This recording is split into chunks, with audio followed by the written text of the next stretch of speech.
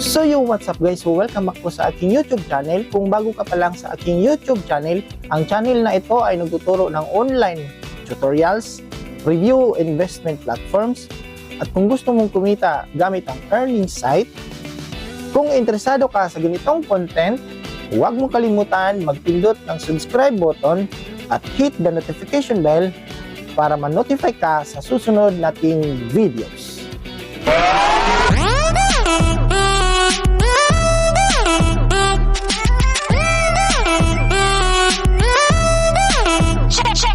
Disclaimer: this channel does not promote or encourage any illegal activities. All contents provided by this channel is meant for educational purposes. So what's up guys? So welcome back po sa panibago nating videos, and for today's video guys, ituturo ko sa inyo kung paano natin i-fix yung GCash natin na nagkaroon ng error.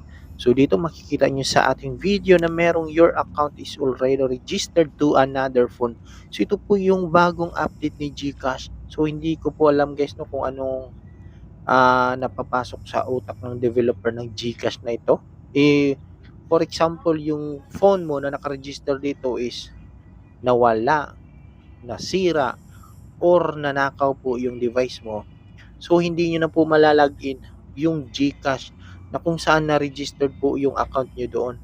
So dyan pa lang po guys, palpak na po yung ginawa ni GCash. So ngayon, ituturo ko sa inyo kung paano natin i-fix yung ganitong scenario, lalong-lalo na pag nawala yung phone mo na kung saan na-register doon yung GCash account mo.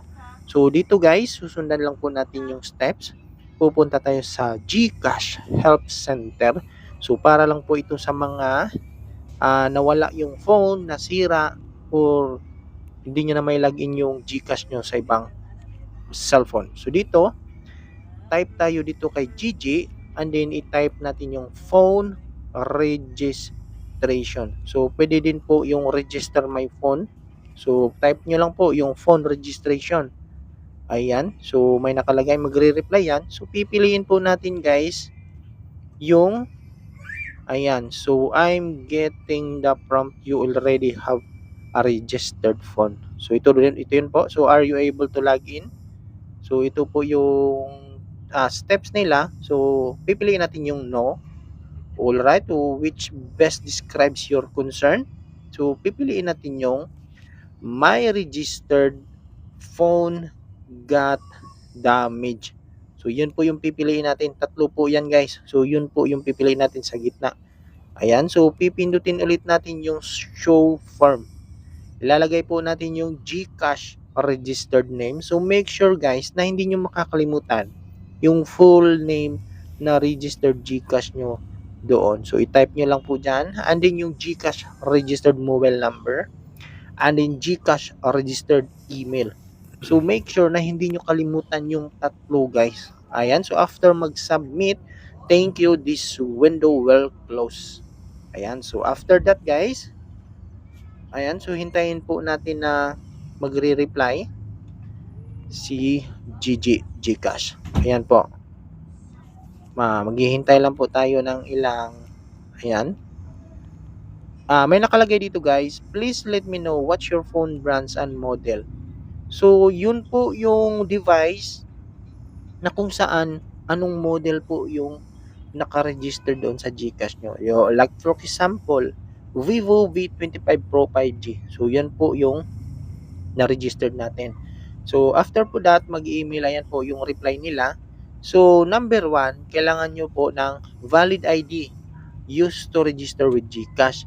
PhilSys ID, National ID, Passport. So yun po guys. So I've sent your request to our team. Please stay on our chat while waiting. Ayan po. Yung step 1 natin, driver's license, UMID, PRC ID, SSID. And yung pangalawa na i-submit natin guys is yung selfie with your valid ID. So after po natin mag-submit yan guys, ayun, boom, mag-send na po sila sa yung GCash number na kung saan naka-registered, at ilalagay nila doon is, hi, congratulations, account secure ka na. You just registered your phone Vivo V2015 with your GCash number. If this is not you, go to the GCash Help Center and chat with Gigi.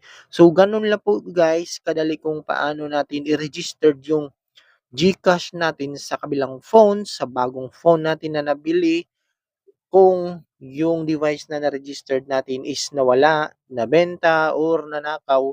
So, ganito po yung steps na gagawin natin. Mag-report lang po sa chat Gigi Help Center, and then mag-submit lang po kayo ng valid ID and then selfie with valid ID.